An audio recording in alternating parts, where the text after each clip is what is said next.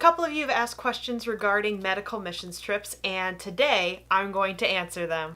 It's time for us to do something. Loren! We have a question from Marissa Tibbs, and she says, one of the things I plan on doing in my nursing career is to go on medical missions trips. I would love to know more about it, how you knew God was calling you to do it. Thanks, Marissa, for the question, and to accurately answer it, it's story time. I'm going to be telling the abbreviated version here, but if you'd like to know the full story in its three-part epicness, you can check it out on my blog. The link will be in the description box below. Even as a small child, I was fascinated with all things medical. One of my favorite Christmas gifts growing up was given to me by my aunt, who also happens to be a NICU nurse. There was many a time where I was fixing my stuffed animals' boo-boos. There were at least 3 Halloweens in a row that I went as a doctor. Let's fast forward to my sophomore year of high school. I attended my youth group's fall retreat, and the theme of that retreat was Wired, talking about how God made us specifically for certain purposes. And we did something that I love to do. We took a ton of personality tests. Saturday night came, and I was thinking about all the things that I had learned about myself and the results that I had received from a bunch of the tests. But this particular evening, I had a moment with God. I didn't hear the audible voice of God, nor did an angel appear to me. And I wouldn't even really call it a vision of sorts.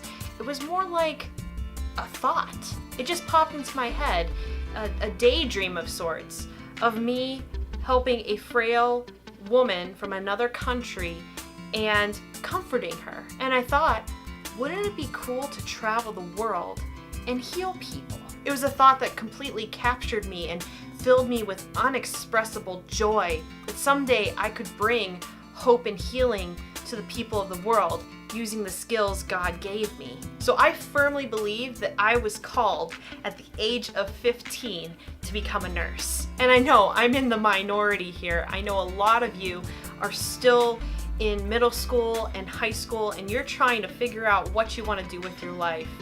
And I really have a lot of compassion for you. I know it can be really tough to try and figure that out. I've been very blessed to have this calling on my life at an early age. But little did I know, I had a lot of obstacles to overcome before I could see that dream come to fruition. The biggest being getting into the nursing program itself. I was actually rejected from the nursing program the first time I applied. It filled me up with a lot of self-doubt and made me question the calling. Did I really have what it takes to become a nurse, or did I mishear God? But really, that vision, that thought never left my mind, and I plugged away and I reapplied and I made it into the program. But this desire for missions didn't really come out of nowhere. I've been very blessed to be raised in a Christian home, and giving to the poor and serving the poor has been a value my parents have instilled in me and Autumn since we were little girls. For me, nursing and missions have always been sort of interlocked. I don't think it was a coincidence that I learned that I was accepted to the nursing program as I was getting onto a plane to serve in Colombia. But once I graduated the nursing program and started my first job, I put missions on the back burner. Those first 3 years of my career were really tough. I went through another season of self-doubt, and even worse, I went through a lot of doubting of God. I spent a time purposely walking away from God, and I forgot about that dream He set before me at the age of 15. But God was always faithful, and He was still reaching out to me. God brought a woman into my life that ended up being my best friend at work, and she told me about this little organization called Mercy Ships. Hey, that's what's on my shirt. See, this is where timing is everything, and you know, God's timing is absolutely, positively perfect. Because near the end of those 3 years, my friend and I started to feel a lot of dissatisfaction at work. It's time to shake things up and figure out what I wanted to do with my career. I also felt called to the operating room since my first clinical, when I realized how awesome operating room nursing was. So I decided to apply to the operating room and go from there. And guess what? I was accepted. But the biggest life-changing moment came for me when I had the opportunity to travel to the Philippines. My church organized a medical missions trip to the Philippines, and it would be my first official medical missions trip abroad. At that point in my life, it was the biggest leap of faith I had ever taken. I trusted, and I went into it thinking, God, if you want me to do mercy ships, this is the time for you to let me know. But as the trip came to a close, I still didn't have any confirmation either way. Until one night, I was on my way to pick up a pizza for our group with another group member, and he asked, out of curiosity, what made me come on this trip. And he gave me some great advice that still has stuck with me today. God gives us a lot of opportunities in this life. If we say no to them, we'll never know what we were missing out on, what God could have been doing to use us. But when we say yes to those opportunities, we get to accept an invitation into the plans and purposes that He has orchestrated. To which I question, well, how do I know whether it's an opportunity from God or not? To which he said, well, let's think about this. You're single, you don't have kids, you don't have a family to support, nobody that you're obligated to take care of. There's really nothing holding you back from serving for a long period of time. You're a nurse, but specifically in the operating room. And you have a heart for missions. How many people do you think are in that exact same position? How many people do you think have the inclination to do something like this? Seems to me if God didn't want you to do this, then He wouldn't have made you for the job.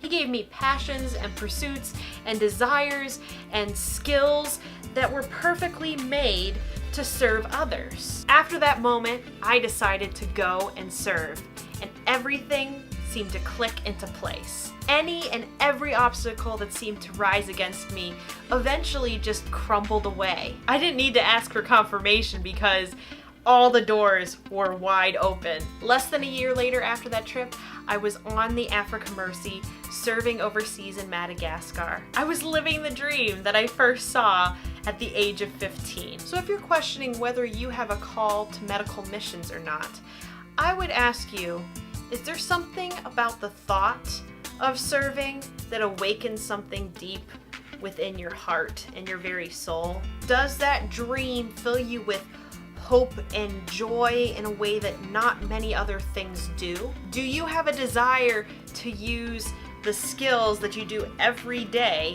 for other people for free? If you answered yes to any of those questions, I would say that that's confirmation that you, sir or madam, are called to medical missions. But even if you're married and have kids, even the shortest amount of time that you can spend outside of the country would be invaluable to you. And sometimes you don't need to even travel that far. There are a lot of opportunities that you could find or even create yourself within your own community. So if you're wondering what the next step is, I would say it is to prayerfully research organizations. I guarantee you that God is going to lead you exactly where He needs you to be. God goes before you in everything. Even today, He is preparing you for something that might be years down the line. Hey, it happened for me. So I hope this was helpful. If you have any further questions about this video or my adventures, you can always write them in the comment section down below. And any other nursing questions that you have, I would love to answer them in a future video. So go ahead and write it in the comment section. I'm the Musical Nurse. I'll see you guys real soon.